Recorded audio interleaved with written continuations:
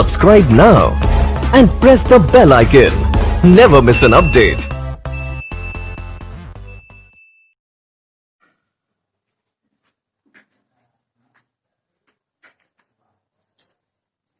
Good morning everyone.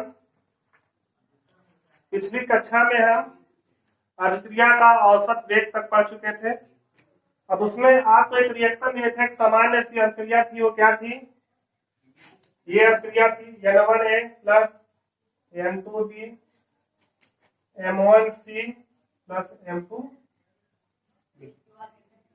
इसमें हम A के विलुप्त होने का वेग, B के विलुप्त होने की दर, C के बढ़ने की दर और D के बढ़ने की दर, अर्थात A के विलुप्त होने का औसत वेग, B के विलुप्त होने का औसत वेग, C के बढ़ने का औसत वेग और D के बढ़ने का औसत वेग निकालना। कैसे निकालेंगे वो हम सूत्र देख रहे थे। फिर हम रस समीकरण मिति के अनुसार आपको एक सूत्र लिखवाए थे, उसमें बताए थे कि जो हमारा औसत वेग होगा, औसत वेग अकॉर्डिंग टू स्टोइकियोमेट्रिक, यहाँ पे लिखे होंगे रस समीकरण मिति के अनुसार औसत वेग जो हमारा होगा वो बराबर होगा, किसके बराबर होगा? बस 1/N1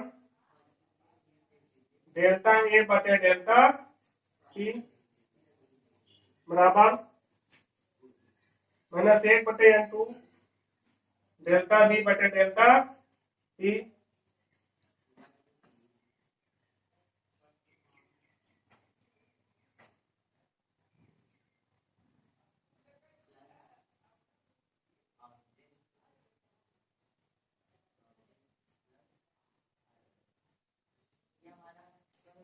अगर कोई अभिक्रिया इस प्रकार की हो, उसका औसत वेग निकालना, तो उसका तरीका ये है। इसका जो यहाँ होता है वो बटे में आता है माइनस चिन्ह के साथ, क्योंकि अभिकारक है। यहाँ भी माइनस चिन्ह बता रहा है अभिकारक की सांद्रता में परिवर्तन, ये उत्पाद की सांद्रता में वृद्धि, उत्पाद की सांद्रता में वृद्धि। यहाँ पे प्लस चिन्ह बताता है कि उत्पाद की सांद्रता में वृद्धि और अभिकारक की, माइनस चिन्ह बताता है अभिकारक की सांद्रता में कमी। तो औसत वेग का सूत्र होता है, अगर हम अन्य, ये पिछली कक्षा हम पढ़ चुके थे, इतना पढ़ चुके थे, अकॉर्डिंग टू स्टोइकियोमेट्रिक जो औसत वेग होगा वो -1/N1 डेल्टा A बटे डेल्टा T, आगे जो भी है D तक है। ये क्या है? किसी भी कोई भी अभिक्रिया हो रही है, इस प्रकार की अभिक्रिया में औसत वेग इस प्रकार से डिसाइड करते हैं। अभी अगर इसमें कम समझ में आ रहा तो एक अभिक्रिया और लिखा रहे हैं आपको, देखिए थोड़ा।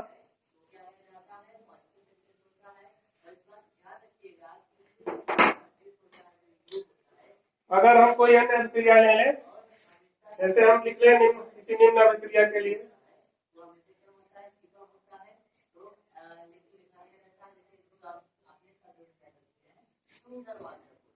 कोई अभिक्रिया है,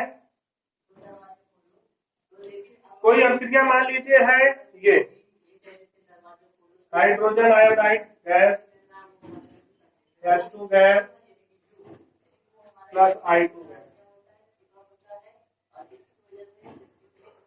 2HI H2 प्लस I2 ये है। तो इसमें जो औसत वेग होगा, अभिक्रिया का औसत वेग, अभिक्रिया का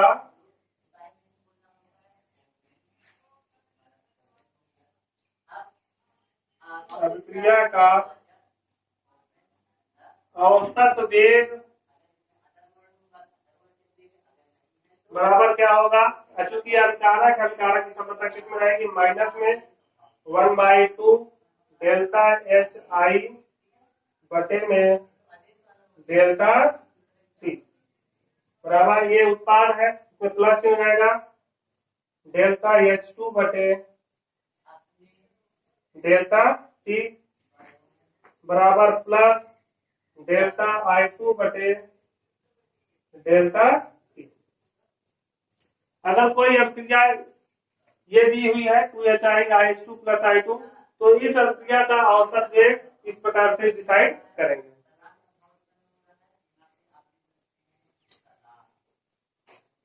इसका स्क्रीनशॉट ले लीजिए।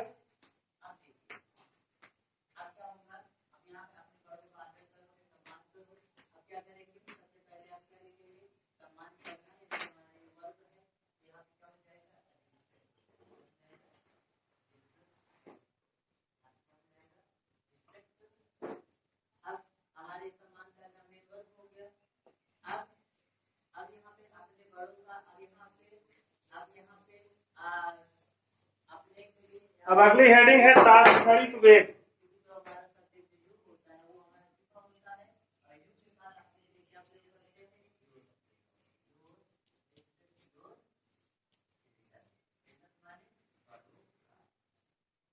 देखिए तात्क्षणिक वेग क्या होता है? तात्क्षणिक वेग होता है किसी फिक्स टाइम पर किसी अभिक्रिया की जो जो वेग होती है किसी एक निश्चित समय पर, किसी निश्चित समय पर जो अभिक्रिया का जो वेग होता है वो क्या कहलाता है? उसका तात्क्षणिक वेग कहलाता है। इंस्टेंटेनियस वेलोसिटी कहलाती है उसकी। किसी फिक्स टाइम पर किसी निश्चित समय पर जो अभिक्रिया का वेग होता है वह क्या कहलाता है? अभिक्रिया का तात्क्षणिक वेग कहलाता है। मतलब इसमें टाइम क्या रहता है? हमेशा फिक्स रहता है। किसी निश्चित समय पर किसी निश्चित समय पर अभिक्रिया का वेग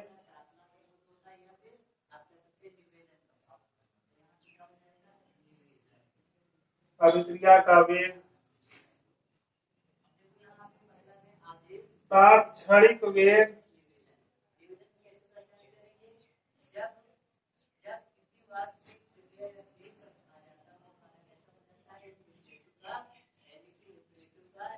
निश्चित समय पर जो अभिक्रिया का वेग हो क्या कहलाता है? तात्क्षणिक वेग कहलाता है। कोई एक सामान्य अभिक्रिया ले लेते हैं। एक सामान्य अभिक्रिया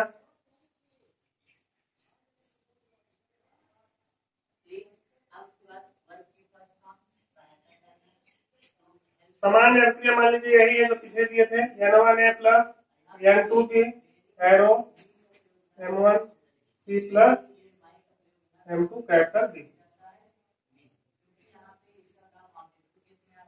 अभी इस अभिक्रिया के लिए जो तात्क्षणिक वेग होगा उसे इस प्रकार प्रदर्शित कर सकते हैं। जो तात्क्षणिक वेग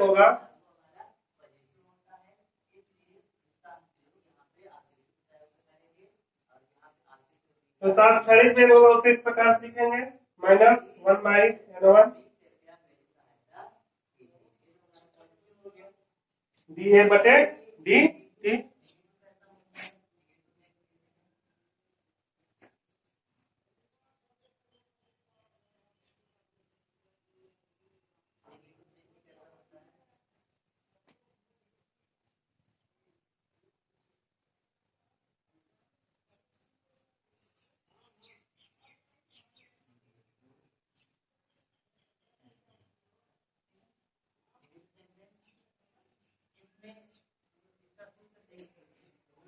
जो अभी पीछे पढ़े हैं वही है तात्क्षणिक वेग। तात्क्षणिक वेग में होता क्या है? किसी एक फिक्स टाइम पे किसी कम समय पर किसी अभिक्रिया का वेग जो निर्धारण जो होता है वही क्या कहलाता है? तात्क्षणिक वेग कहलाता है। इसका स्क्रीनशॉट ले लीजिए।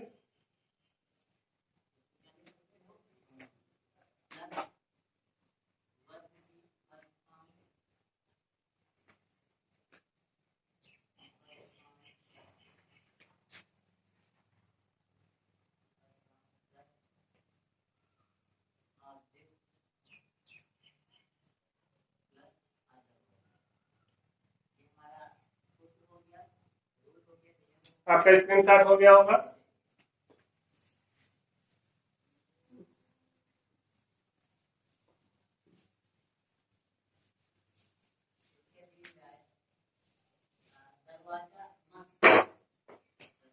अब देखिए कोई एक अन्य अभिक्रिया लेते हैं। जैसे कोई अभिक्रिया है N2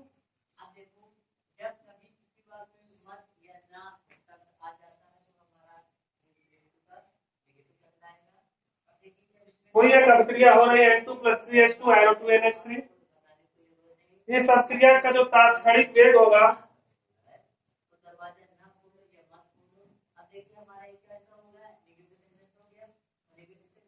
वो होगा माइनस, चूंकि अभिकारक है, -d/dt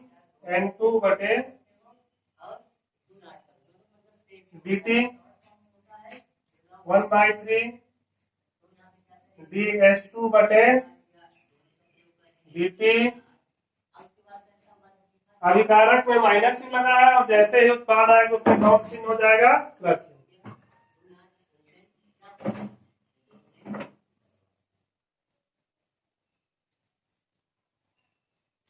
ये हो गया। ये किसी भी अभिक्रिया के लिए तात्क्षणिक वेग हो गया।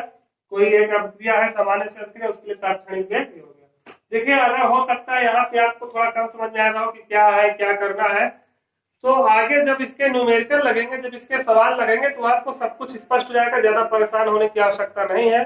अभी अगर आप समझ नहीं पा रहे हैं कि इसका इस्तेमाल कहाँ पे, इसका क्या उपयोग है, तो आगे आने वाली कक्षाओं में जो आगे जो पढ़ाया जाएगा आगे के वीडियोज में, उसमें आपको ये सब क्या होगा स्पष्ट हो जाएगा। इसमें आपको ज्यादा परेशान होने की आवश्यकता नहीं है। बस ध्यान आपको ये देना है कि अभी जितना पढ़ाया जा रहा है उसको आपको क्या करना है, कंप्लीट करना है।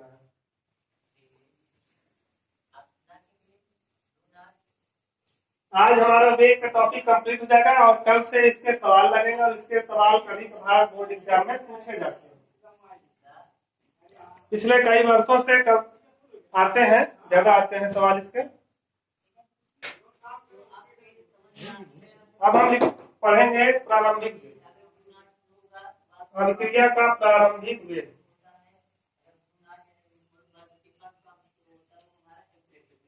तो प्रारंभिक वेग क्या होता है? किसी भी अभिक्रिया का प्रारंभ में जो वेग होता है वही इसका क्या कहलाता है? प्रारंभिक वेग कहलाता है। प्रारंभ में किसी अभिक्रिया का वेग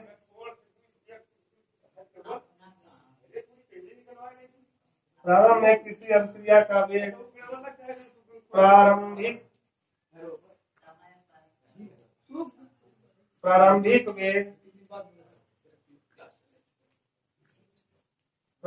वेग कहलाता है। स्टार्टिंग में जो किसी रिएक्शन का जो वेग, जो वेलोसिटी होती है, वही अर्थात वेग जो होता है किसी भी अभिक्रिया का जो प्रारंभ में वेग होता है वो क्या कहलाता है? प्रारंभिक वेग कहलाता है। ये हो गया हमारा प्रारंभिक वेग। अब अगली की कक्षाओं में हम पढ़ेंगे और अभिक्रिया के वेग से संबंधित कई प्रकार के सवाल, और शायद इस तरह के सवाल इस बार के बोर्ड एग्जाम में पूछे जाए। इसमें हम कई प्रकार के सवाल पढ़ेंगे। फिर आगे पढ़ेंगे अभिक्रिया के वेग को प्रभावित करने वाले कारक, अभिक्रिया की आवृत्ता कोटि, बहुत अच्छे अच्छे सवाल है इस चैप्टर में। तो सवाल इस चैप्टर से लगभग कई वर्षों से लगातार पूछे जा रहे हैं और इस बार भी पूछे जाने की पूर्ण उम्मीद है कि इस बार भी इस तरह के सवाल पूछे जाएंगे, इस चैप्टर के सवाल पूछे जाएंगे। 4 से 5 नंबर में इस चैप्टर के सवाल आते हैं। तो इसके लिए क्या करना होगा, जो पहले पढ़ाया जाएगा पहले उसे आप अच्छे से पढ़ेंगे। तो जो डेफिनेशन होंगी, जो थ्योरम होंगे, जब आप उनको अच्छे समझ लेंगे तो जो न्यूमेरिकल होंगे वो आपको क्या होंगे, एकदम आसानी से आ जाएंगे। आज तक जितना पढ़ाया गया है, खास तौर पर अभिक्रिया का जो वेग है, इसको आप स्पष्ट रूप से अच्छे तरीके से पढ़ेंगे, 2 से 3 बार इसका मनन करेंगे। उसके बाद अगली कक्षाओं में क्या होगा, इन सभी टॉपिक्स के जो आप अभिक्रिया के जो आप वेग पढ़े हैं, इनके क्या लगाएंगे, हम आंकिक प्रश्न लगाएंगे। धन्यवाद।